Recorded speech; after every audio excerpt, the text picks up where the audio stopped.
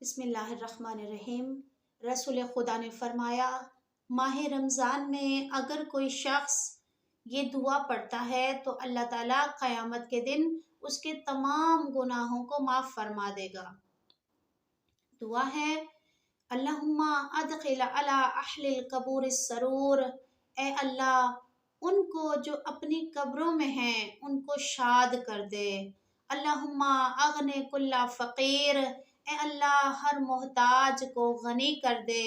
اللہم اشف کل جائع، اے معبود ہر بھوکے کو کھانا کھلا۔ اللہم اکس کل عریان، اے معبود ہر اس کو جس کے پاس لباس نہیں اسے لباس عطا فرما۔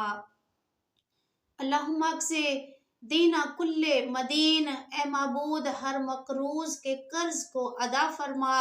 اللہم فرج عن کل مکروب، اے معبود ہر مصیبت زدہ کو آسودگی عطا فرما۔ اللہم رد کل غریب، اے اللہ ہر مسافر کو وطن واپس لوٹا۔ اللہم فک کل اسیر، اے اللہ ہر قیدی کو رہائی عطا فرما۔ اللہم اصلح کل فاسد من امور المسلمین، اے معبود مسلمانوں کے امور میں ہر بگاڑ کی اصلاح فرما۔ اللہم اشف کل مریض، اے اللہ ہر مریض کو شفا عطا فرما۔ اللہم سد فقرنا بغناک، اے معبود اپنی ثروت سے ہماری محتاجی کو ختم کر دے۔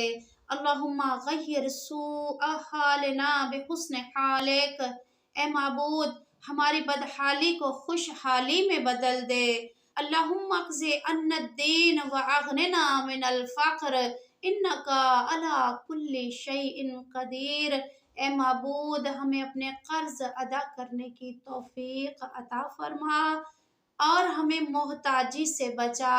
بے شک تو بہت بڑا قادر ہے، تو قدرت مند ہے۔ عزیزان، اگر اس دعا میں ذرا غور کریں تو تذکرہ ملتا ہے۔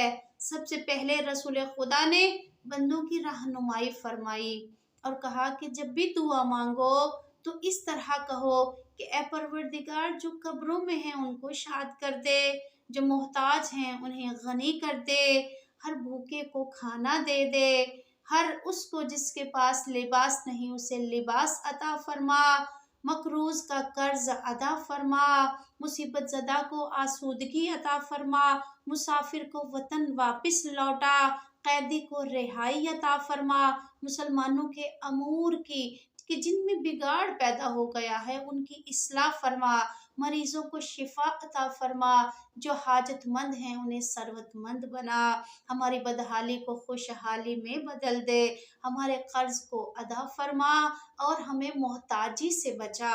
بے شک تو بڑا قادر ہے۔ یعنی کیا مطلب ہوا؟ اس کا مطلب کچھ جو سمجھ میں آتا ہے وہ یہ کہ اے بندو، اے میری امت کے، میرے چاہنے والوں، اے میری امتیوں، ذرا غور کرو کہ جب بھی دعا مانگنے لگو تو پہلے دوسروں کے لیے دعا مانگو، پھر اپنے لیے دعا مانگو۔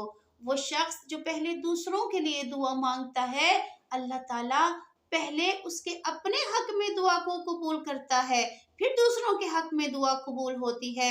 اسی طرح جناب سیدہ کونین خاتون جنت بی بی فاطمۃ الزہرا کے بارے میں بھی یہ مشہور روایت ہے کہ جس میں ساری رات عبادت کرنے والی میری شہزادی جب ساری رات عبادت کرتی ہیں نماز شب اور نماز فجر کے بعد، بی بی جب اپنی جائے نماز پہ بیٹھی ہوتی ہیں اور دعا میں مشغول ہوتی ہیں، دعا اتنی مانگتی ہیں کہ صبح کا سورج طلوع ہو جاتا ہے، یہاں تک کہ اپنے لیے نہ مانگا، کبھی ہمسائے کے لیے، کبھی کسی کے لیے، کبھی کسی کے لیے، سب کے لیے مانگا۔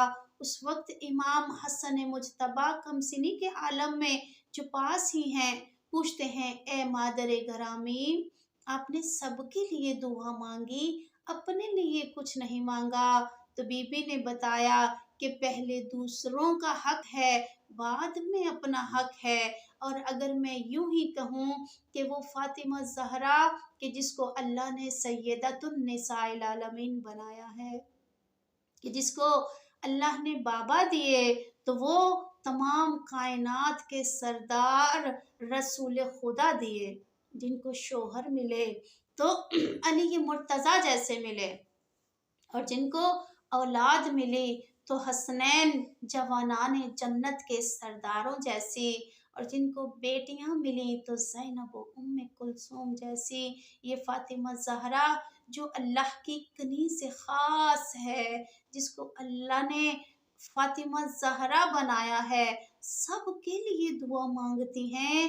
اس لیے یہ ہماری بھی ذمہ داری ہے کہ جب بھی ہم خدا کے حضور دعا مانگنے لگے تو انتہائی عاجزی کے ساتھ، انتہائی انکساری کے ساتھ خدا سے مانگے، اور پہلے اپنے بہن بھائیوں کے لیے، اپنے والدین کے لیے، اپنے ہمسایوں کے لیے، اپنے رشتہ داروں کے لیے، دوسروں کے لیے، اپنے دوستوں کے لیے جو ہمارا بھلا چاہتے ہیں ان کے لیے، بلکہ جو ہمارا برا بھی چاہتے ہیں۔